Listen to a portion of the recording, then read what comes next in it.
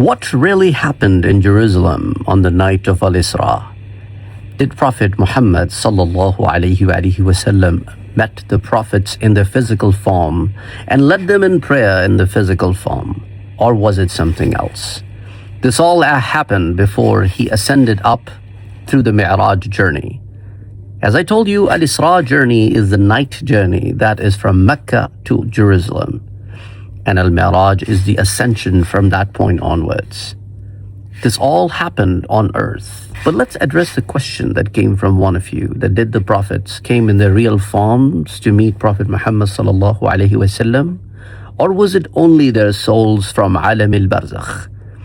Or were they resurrected? Well, Prophet Muhammad traveled from Mecca to Jerusalem. He entered Masjid al-Aqsa. All the prophets were gathered there. He led them in prayer, as we know through several books of Hadith that talks about it. All of this happened on earth. All of this happened in Jerusalem. But the prophets that came to meet Prophet sallallahu alaihi wasallam were not given physical bodies taken out of their graves.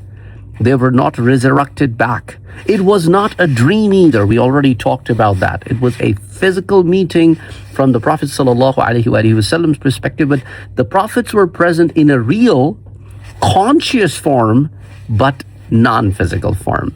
Or in other words, you can say they were in the form of ruhani, or the form of mithali. They were aware, they were recognizable, they could pray, they could speak, but they were not bound by physical laws. And this existence belongs to what scholars say, Alam al-Mithal, the intermediate realm between the physical world and the unseen. Well, remember Prophet Muhammad sallallahu alaihi wasallam, when ascended up from this point onwards to the skies, he saw Adam alayhi salam there as well. He saw Musa alayhi salam, he saw Ibrahim alayhi salam, Isa alayhi salam. So, and he met a lot of these prophets also on earth. In fact, while going to Jerusalem, he saw Musa alayhi salam. He was in his grave praying. And when he entered Jerusalem, Musa alayhi salam was praying in Masjid al-Aqsa. When he met Ibrahim alayhi salam, he saw him around his family members. And then when he entered Jerusalem, Ibrahim alayhi salam was there as well in Masjid al-Aqsa. So multiple modes of existence are existing at the same time. And remember, Allah is not limited by time, space, or matter. And inna Allah ala kulli shay'in qadir, and Allah subhanahu wa ta'ala can do anything, as He only needs to say be, and it happens. And how did they speak and pray without physical bodies? Well, this is not a strange thing. I've told you before that Jibreel alayhi salam, being an angel, came to Prophet sallallahu alaihi wasallam and taught him how to make wudu and taught him how to pray. Angels speak without bodies. We know that angels would appear in human form and everybody could see, or sometimes angels would appear and only Prophet Muhammad could see. Well, souls speak to each other in Barzakh. We talked about the Barzakh life as well. And they interact with each other. And Prophet ﷺ saw people in Barzakh. He saw children as children, and grown-ups as grown-ups, and women as women, and elder people as elders. And Prophet ﷺ, in his Barzakh experiences, he explained the physical qualities of individuals. And Musa alayhi salam advised Prophet sallallahu alaihi wasallam repeatedly in the sixth heaven, and that was all part of the Barzakh life. So speech in the unseen does not require this physical vocal cords. Action in the unseen does not require muscles. Allah simply says be, and it happens. Now here comes another question. So why in the world Jerusalem? Why on earth? Well, this is one of the most powerful aspects. Well, Jerusalem is the land of a lot of previous prophets, a very, very important prophet. It's, in a way, a spiritual capital of revelation, the earthly gateway into the heavens. Because look at it like this.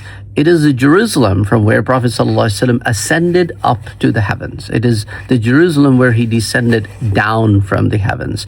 It was Jerusalem where Isa alayhi salam ascended up even though he will descend down in Damascus, Syria, and this whole region back then was called Syria. And now the modern boundaries call it Palestine, but back then, Palestine, Jordan, Lebanon, Syria, all of these things, all of these countries was called Syria.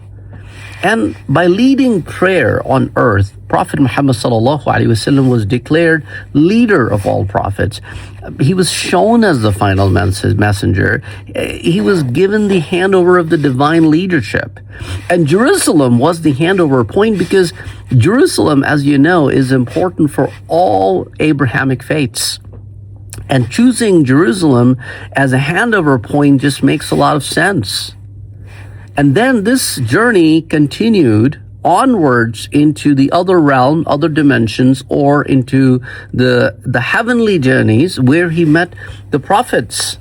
And a lot of those prophets were sent to Jerusalem or its surrounding areas. And then when we say he met prophets, they spoke to him, they gathered, we mean in a real unseen mode of existence, not worldly interactions. And scholars are very clear about it. The exact nature or the exact kayfiyah is only known to Allah subhanahu wa ta'ala. What we affirm is what happened there. We do not speculate how it looked like. So the night of Isra and Miraj was not just a journey. It was a cosmic gathering. It was a transfer of authority. It was a unification of prophethood. It's a demonstration that reality is far greater than what we see. And Jerusalem was the threshold. The heavens were opened after. And what happened that night reminds us that Allah's creation is far deeper than physical world we live in. Well, I hope this answers your question, as in what forms Prophet appeared, and they were not resurrected back.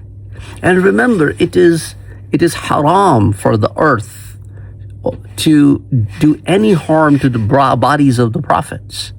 And that's why there are so many stories in the Quran where there's a story of Uzair alayhi salam, that he died for 100 years, but his body was completely intact. Sulaiman alayhi salam passed away while standing for so many days, his body remained intact. So these are some of the proofs that even when they're not buried, their bodies are intact. And even if they're buried, their bodies are intact. Nothing happens to their bodies. So remember, the unseen is real, even if we don't fully understand it. I would highly encourage you to like, share, and subscribe to our channel. Comment, and we really look forward to your comments. We really appreciate your comments. And please help us spread this video and the other videos on our channel to more and more people. We really, really need your support to grow. Till next time, Assalamu alaikum.